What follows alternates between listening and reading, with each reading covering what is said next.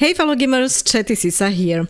LEGO Horizon Adventures has been released approximately a month ago. We have currently the 12th of December as of this recording, and it was released on the 14th of November, so it's about a month.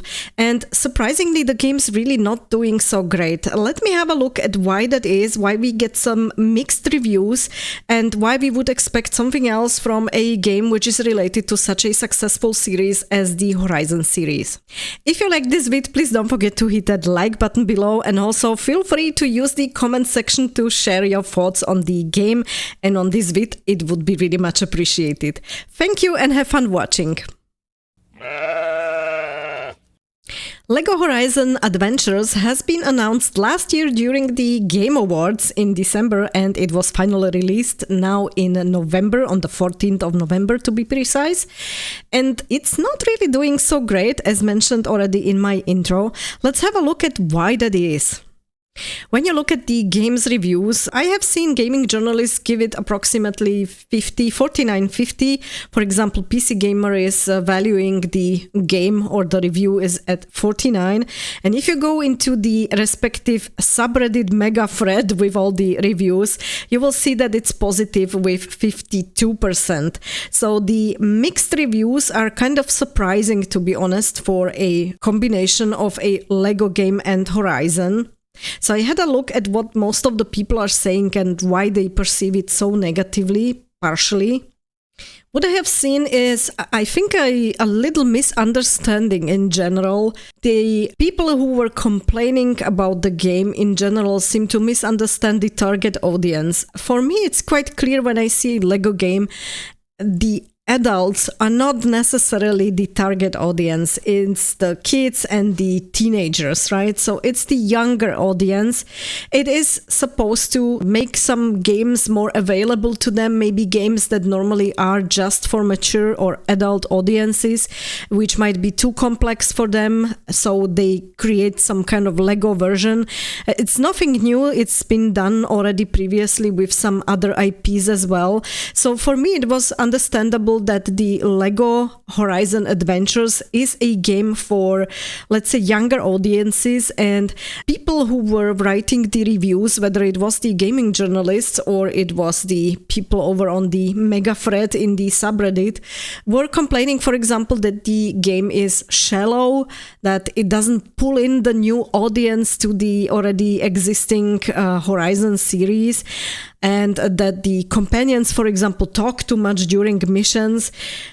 I do believe this is a complete misunderstanding. A LEGO game is not supposed to draw in people to the mature games and draw in the audience for the mature games. It is supposed to create a version which is available for the kids. It's easier to understand, it doesn't take so long, the story is usually quite simplified, it has a very different type of humor, and for example, the companions talking too much, it's accessible more for kids who also talk a lot and would like to express also their feelings when they are playing the game. This is not a game for adults.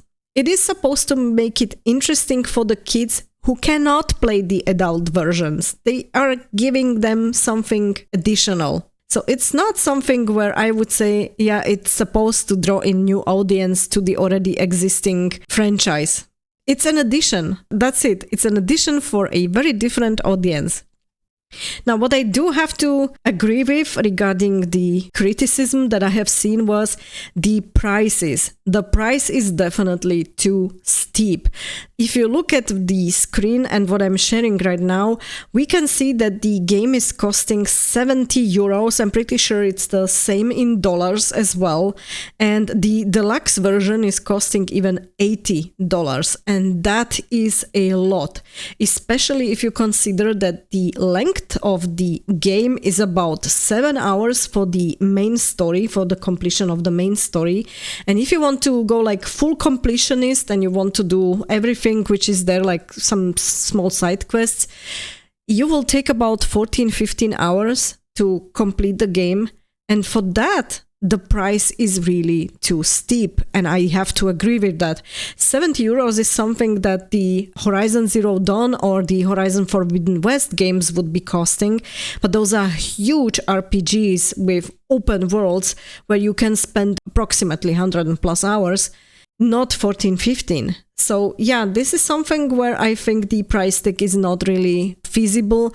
And especially, again, if you are considering the target audience, this is a game where the, let's say, adults, parents, or whoever is adult in the family, they would buy it for the kids, for the teenies in the family to either play with them or for the kids to play it between themselves.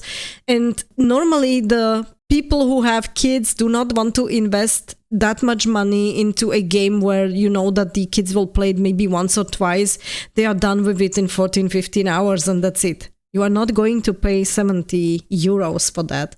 If it would be approximately half of the price, yes, then it would be feasible. But I do agree here with the criticism. Now, on the positive side, because we don't want to be only negative, people were highlighting that the humor in the game is really good. It's the Lego typical humor, and it's quite fun. Also for adults, so if you're going to play this with your kids or if you are going to do a co-op, which is also, by the way, available in this game, so you can either do a couch co-op or an online co-op, it will be definitely fun to listen to all this humor there. And if you like this type of humor, I'm sure you're going to like this as well. The game as such is more like a parody, at least that's what some people said. Those that have been coming, of course, from the Horizon Zero Dawn and the Horizon Forbidden West games. But like I said, hey, you're not the target audience as an adult, and it's supposed to be kind of quirky and funny for the kids to keep them playing the game, right?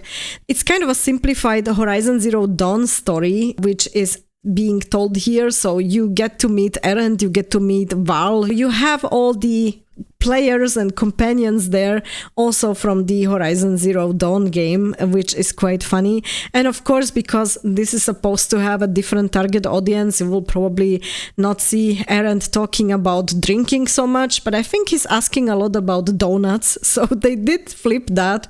They are still keeping like this kind of personality traits that they had in the original game.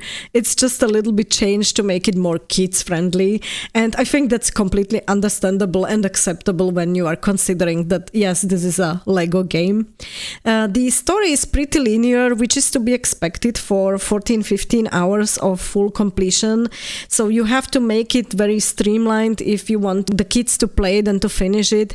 It's very hard to keep their attention. So if you would make a game that's not really that linear and that lasts much longer, yeah, a lot of the kids will probably not finish the game. So this is, I think, kind of a good level where they are at this point.